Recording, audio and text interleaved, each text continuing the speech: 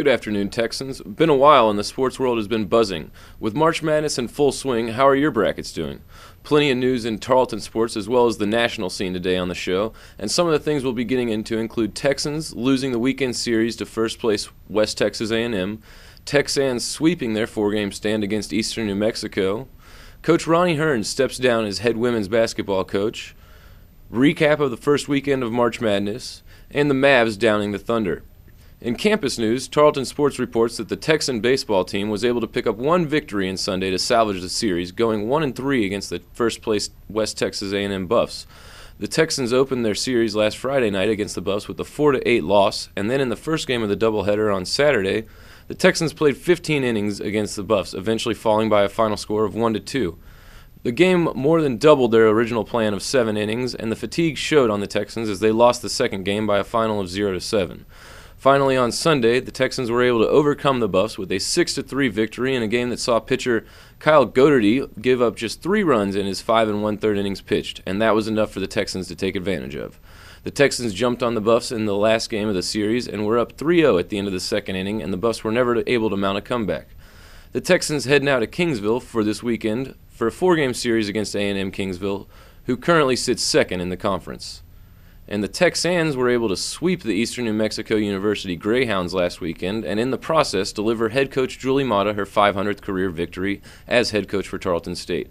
The ladies opened up the series strong on Friday, pounding Eastern New Mexico 10-2 and 8-0 in the doubleheader. The Texans enjoyed another wide margin of victory, 7-3 on Saturday, before finally playing a close one on Sunday, beating the Greyhounds only 2-1.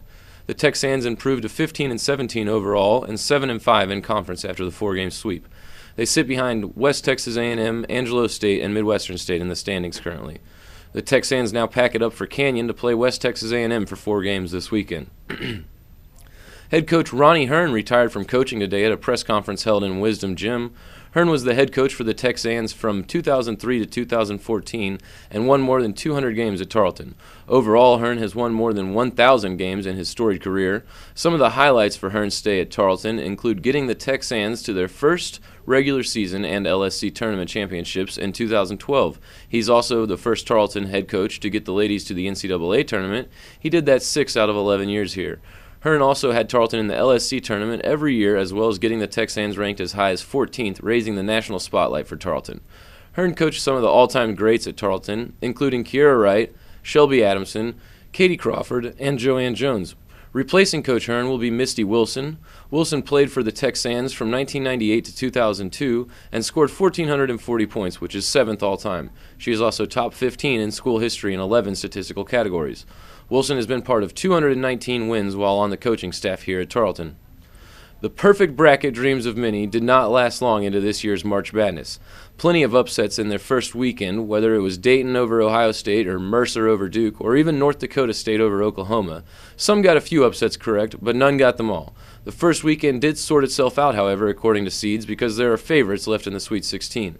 Only one of the 1 seeds lost in the first round. A talented Kentucky team was able to knock off the undefeated and number 1 seeded Wichita State Shockers in an instant classic to advance to the next round.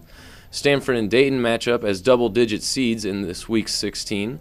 This is the 4th consecutive year for the number 1 seeded Florida Gators to be in the Sweet 16, and they match up with UCLA.